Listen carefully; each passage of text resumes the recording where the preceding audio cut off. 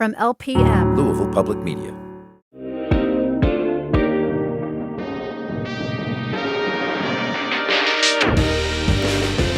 Welcome to On Track. I'm Aisha Jaffer. The Kentucky legislative session is in full swing, and lawmakers are making big decisions that could impact your daily life, whether it's taxes, education, healthcare, or policies at public universities. But what's actually happening in Frankfort, and why should you care? To help us break it all down, we're joined by Sylvia Goodman, Kentucky Public Radio's Capitol reporter. Since 2023, she's been covering state politics and government, bringing Kentuckians the latest from the State House. Before that, she sharpened her reporting skills at the Chicago Tribune, Chicago Public Media, and the Chronicle of Higher Education in D.C. Originally from Louisville, she's back home, keeping a close watch on what's unfolding in the legislature. So how long, Sylvia, are state lawmakers meeting this year, and where are they right now in their schedule? Sure. So we're only in a short session this year. It kind of goes back and forth. It goes from a budget session, which is twice as long, 60 days total, and then we have a short session of 30 days. Now, it doesn't literally take place over a month because they kind of space it out. So it goes from January to about the end of March, essentially, during this off year. And essentially where we are is they've come back into session. They took a lovely little break of a couple weeks, and now they're back on and passing bills, getting things done. And then in about a month or so, towards the middle of March, they'll take another break to give the governor the chance to veto anything he will, and then they'll end out the session. Oh, we're going to talk about that, too. I'm very excited to get into this. Well, one of the things that to set the scene, like, what have you seen as new faces in the legislative process now? Who are some of the new people on the floor? Sure. So we just had, obviously, the 2024 election. So we have some new state representatives. There were very few real changes in the power structure. In fact, there weren't really any changes. The legislative bodies, the makeup of Republicans versus Democrats remained the exact same. So it's still a Republican supermajority in both chambers. The governor is still Democratic Governor Andy Beshear, which is the split of government. But we do have some new faces, both in leadership, which is really the people who decide what goes on the agenda at all. And then also we have a few new state representatives, a few new state senators. But really one of the big differences is, like I said, leadership. So the leadership almost entirely turned over in the House Democrats. A lot of House Democrats left and were replaced by new Democrats in Lexington and Louisville. And then we also have some new leadership in the Senate. That would be Senator Max Wise. He's the new floor leader. And it's really hard to tell. I think if you're not on the floor every day, you don't see how leadership shapes things, but they really do, especially the majority leadership for obvious reasons. So the Republican leadership, they decide what bills come up at all, what gets assigned to committee. Some bills never even get assigned to committee. It's rare, but some of them never even make it that far. And so they never get heard. And then, who ends up getting that hearing, who then, even if you pass a hearing, it might not even show up on the House floor. So really leadership shepherds all that. And mostly that stayed the same. It's the same speaker, the same Senate president. So really there's been some turnover, but it's a lot of familiar faces leading the show. So new turnover, but same kind of tone overall exactly. For the session. Okay. Well, that's really interesting to hear, because leadership is such a facet and such a voice piece. But still, that has a lot to do with the parties and a lot to do with what's going on. So let's get into what is going on right now. So last year, lawmakers debated a bill aimed at banning diversity, equity, and inclusion efforts at Kentucky's public universities, but it ultimately didn't pass. But now there's another push to bring it back. Can you break down what's happening with the latest attempt, and how likely do you think it's going to pass this year? Such a good question. Last year, if you'd asked me the same question, I would have said it's very likely to pass. It was a priority in both the House and the Senate. They each had their own version of this anti-DEI bill, anti-diversity, equity, and inclusion bill. But at the same time, it didn't. And it really, as far as I'm aware, based on interviews with and conversations with Republican lawmakers, it came down to disagreement between the two chambers. The Senate had a much milder version, much more restrained version of limiting those efforts at public universities, and the House took a much more broad approach. And at the end of the day, it seemed like those differences separated them, and they were unable to come to a conclusion. This year, the same Representative Jennifer Decker, GOP representative, has come back with a very near identical bill to what she proposed in the House last year. And so does that mean that they've talked over the interim and they've decided to go with that House version that was so divisive last year? It could mean that. I've talked to several lawmakers. Senate President Robert Stivers told me that they had a unofficial, quote unquote, working group over the interim the past few months. He declined to share any details about that working group. I don't even know if that's the right word for it since it's so unofficial, but that came to these conclusions. Is this a product of that? I haven't been able to get a significant answer, but I think it's very likely that it is, especially since it mimics so much of the language that we've been seeing federally. I think that there's a real hunger, a real appetite within the Republican caucus in the state political realm to follow that federal agenda that's happening. And, what other states, it's not just federally, other states have been doing this for a long time. Right. So have you seen a big change kind of mimicking the new federal administration under Trump's administration influencing what's happening on this legislative session? Yes, definitely. And in ways that, are more obvious and less obvious, right? So the anti-DEI push, obviously that happened last year before President Trump was in office, but at the same time, it's clearly being motivated also by his executive orders and the priorities that he set in the very early days of his administration. But we've also seen, a lot of leadership when you ask them about things like tariffs, when you ask them about things like potential cuts to Medicaid, they also recognize those could have some really big impacts on Kentucky's economy, on our state budget, and it's kind of a wait and see right now in a lot of ways. I mean, that's what I'm hearing, at least from state Republicans, is that they're generally supportive of the agenda, but it could have some really big impacts, especially on our efforts or the state's efforts to cut the income tax. I mean, when you think about the budget, it's all dependent on if we have the cash, and tariffs and Medicaid cuts and things like that could really affect it. Yeah, it all costs money, right? It does. So it seems like, some bills of the past too might be coming up that add popularity based on what the new agenda is. And so there's more popularity for things that might not have passed before. Sure. And, it really, this is something that lawmakers tell me all the time, is that's also just generally how the legislative session works, right? Some lawmakers will bring up the same bill for years, and you think, well, it's never going to happen. That's not true.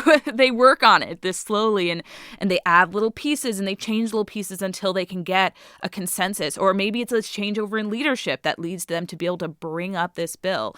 And so, for example, I've reported on a bill that would make fluoride optional for communities to choose whether or not they want to fluoridate their water. That bill has been proposed by Representative Markhart for years. I think it's been at least 7 or 8 years, something like that. Never even got a hearing during the session. Got its first hearing last year. So it has to do with what's happening nationally, what the conversations look like, and then also it's just, if you do it long enough and you keep kind of talking to people about it and just working on it, sometimes it does pay off for some of these lawmakers. Right. Just keep on going at it. I can see that happen. Well, you touched on something I'm curious about. Right now, there are a few bills pushing back against what public health experts consider best practices. What changes are being proposed here in Kentucky right now? Yeah, there are quite a few of them, and I also, like I was saying, it reflects national trends, right? Skepticism at public health initiatives. For example, one of those bills is a bill that would make it a felony for the administration to promulgate regulations based on World Health Organization directives. That is clearly influenced by frustration with the WHO's efforts during the pandemic, clearly also reflective of President Trump's decision to start withdrawing from the World Health Organization, right? So these things are all interconnected. Obviously, we just saw the confirmation of Robert F. Kennedy as health secretary, and he also has been leading some of the skepticism at existing public health initiatives. So we're seeing that on the state level with fluoride, with things like the World Health Organization, also seeing it with raw milk and a desire to allow unpasteurized milk to be sold in a retail setting. So we're seeing a few of these bills. Now, that being said, I don't know what the desire to pursue that legislation is during the session. I haven't seen it quite yet. A lot of those bills were pushed by a Liberty wing of the party, which at the moment is kind of an offshoot. They're not, they don't have leadership positions, right? So they have to rely on the more traditional conservative Republican leadership to accept those bills and push them forward.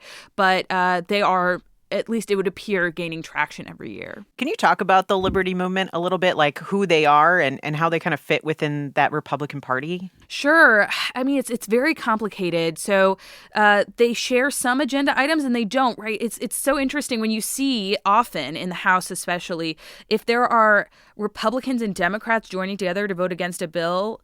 Not infrequently, it's the Liberty Caucus and Democrats joining to vote against something, but often for very different reasons, right? So, for example, last year on the budget bill, right, the big budget bill, many Democrats voted against it because they said there's not enough spending on issues we think are important. The Liberty Caucus voted against it because there's too much spending on the same things that Democrats were saying they need more spending on, for example, like child care initiatives. Liberty Caucus Republicans said that's going too far. We don't need to be spending money on this. This is not something for the government to be involved in. Democrats were saying the exact opposite. So it's a really interesting dynamic, and they often stand a little bit apart from the Republican supermajority, but I mean, are joined in a lot of things. For example, when you're talking about gun rights and gun control, things like that. Liberty Republicans are often on the same kind of footing as the more traditional conservatives that control the state legislature. But, for example, they're kind of led by some young upstarts. For example, just elected this year, Representative T.J. Roberts, he's sponsoring several of the public health bills that we just were talking about, for example, the raw milk and the World Health Organization rollback bill. And he seems to also have a little bit of the ear of leadership. He's sponsoring one of the priority bills this section, House Bill 2, which is about tax break on gold bars that they passed last year and fighting with the with the Bashir administration. But yes, there are a few of these. I would characterize them as kind of upstart. They're challenging the existing leadership in a lot of ways, and it shows a little bit of the factionalism within the Republican Party. And I want to talk about what you said, supermajority, right? We have a Republican supermajority in the General Assembly. How does that impact the legislative process in Kentucky? It controls every element of it, really. So, like I was saying, leadership has so much influence over how legislation even gets talked about, right? So they set the rules for the session, right? How much debate can even happen on a bill? When can debate be cut off? What bills get assigned to committee and what don't? What bills end up getting brought up for a vote? What don't? They really control this entire process. And then when you mention also supermajority, Kentucky is one of the states that has a very low threshold for overriding the governor's veto. So, right, we have a Democratic governor. He wields his veto power, but as long as there's a majority, not a supermajority, a majority of Republicans who are willing to vote against that veto, it's overridden. And obviously, if you passed a bill in the first place, it's not unlikely you have the votes to then override it. And especially when you have a supermajority where they have, a significant portion of the chamber. It really is a very stark power imbalance. Well, thank you so much, Sylvia. We'll be back with more after the break. You're on track with Louisville Public Media. February 20th marks 75 years of public radio in Louisville. We're kicking off the anniversary year by celebrating on the radio and online. Listen on Thursday, February 20th for your chance to join in the celebration. Visit lpm.org/75 to learn more and participate. I'm Aisha Jaffer, and you're listening to On Track. We're checking in with Kentucky Public Radio's Capitol reporter Sylvia Goodman on this year's Kentucky legislative session. Now, we were just talking about the veto process with Governor Andy Beshear, that the supermajority, after he vetoes, they can override it. And so is there anything you foresee Governor Andy Beshear vetoing and then being overridden in this process so far? Sure. So obviously it has not passed yet. It hasn't even had a committee hearing yet. It's just been filed. But the anti-DEI bill in public universities and colleges, Beshear has been very outspoken in favor of diversity, equity, and inclusion initiatives. He's been very outspoken in favor of, one of his catchphrases if you can call it that, is diversity is an asset to the Commonwealth. So I would foresee him being a strong opposition to that legislation. We've already seen several bills also that would seek to limit the governor's power for obvious reasons. I would imagine Beshear taking issue with those as well. So what bills have passed so far? I think we've only had two bills that have passed both chambers, although I'm trying to remember if one of them has actually been delivered to the governor yet. It's a little bit tricky when both chambers put forward the same bill at the same time. Which one actually gets sent to the governor? I'm trying to remember that right now. But we have passed one bill so far for sure. And the other one that I was just mentioning that both chambers passed at the same time created Kentucky History Month in June. So, they haven't passed any super high priority bills yet. The very first bill that they did pass was creating the tax cut to the income tax, which is one of their long-term goals moving forward. So that implements a tax cut in the future. Are there any lesser-known bills that you think deserve a little more attention? Sure. I mean, I've been writing. There's so many bills. That's the thing. Every day I'm looking at a huge page of bills that we're all paying attention to. It got passed in the Senate, a bill that would restrict the the state government's environment and energy cabinet from regulating the permitting and, the polluting of any water source that isn't navigable. So this is a complicated issue. But, for example, groundwater, the Energy and Environment Cabinet could no longer permit the pollution into groundwater under this bill. It's been framed as a bill to support the coal industry very openly. It's also been framed as a bill to just start cutting down on the regulatory powers and make it easier to build in Kentucky and things like that. Democrats have taken issue with it, especially pointing to industrial pollution in, say, Louisville's Rubber Town. So that just passed in the Senate with a lot of discussion, but it passed easily, right, because of that supermajority. With a little bit of Democrat opposition. So that's one of the bills that I'm following pretty closely. Another bill that would affect a lot of families, I'd imagine, that kindergartners that are unable to pass certain state standards, kids that have special reading plans in place that can't meet state standards, they would have to be held back for another year in kindergarten. So, it's called a retention law. So, things like that I think would actually affect a lot of people. They don't get as much talk as some of the culture war topics of the session, but they have a huge impact on a lot of families and their lives. And just, if you've got a kid in kindergarten, this would affect you. Right. There's a lot going on in this session and a lot to pay attention to. So I'm curious, what role does the public play in Kentucky's legislative process? It depends on how engaged you are, of course. It's my entire job to follow the legislative session. It is very difficult, which is why it's my entire job. So the people who make it their business to know everything that's happening, it can be very fast-paced and it's really hard to keep up. And in some ways, that's on purpose. There are ways that bills get fast-tracked, ways that bills move faster through the system than perhaps was originally intended by our state constitution. And so it's really difficult sometimes to keep track of how everything is going. But there are ample opportunities for people to provide their commentary either by reaching out to your state representative or coming all the way to Frankfort for a committee hearing, which is a much higher threshold, right? There are frequent rallies in the rotunda. There are a lot of ways, but I would say the most obvious one is reaching out to your state representative if you have thoughts or even to lead sponsors outside of your immediate district. How can the public find their local legislators? Great question. If you go to lpm.org, our amazing data reporter, Justin Hicks, has created a tool that you can just put in your address and it'll tell you exactly who your state lawmakers are. Now, we do not collect that data. Make that very obvious. We do not, I don't track that at all. But if you go to almost any of our state politics stories, I think it's right in the middle. It's a little widget that tells you who your state lawmaker is. So with all these different ways that you sort of talked about that people can get involved with their legislators, do you feel like it has an influence on them? And if so, have you seen this like play out in action? It's a really good question. And I think it really does depend. There have been instances where lawmakers say, I proposed this bill and I had conversations with constituents and it changed my mind. I'm changing the bill because of that. Maybe they won't totally get rid of it, but they'll make some really significant changes to it. For example, I remember last year, the bill didn't end up passing, but Senator Lindsay Titchener, she filed a bill, and she has for several years, that are trying to restrict quote-unquote adult performances. Some people have said that it's targeting drag performances. And she said that she spoke to some drag performers, and she made some pretty significant changes to the bill, specifically clarifying only drag performances that are obscene or have obscene material in them.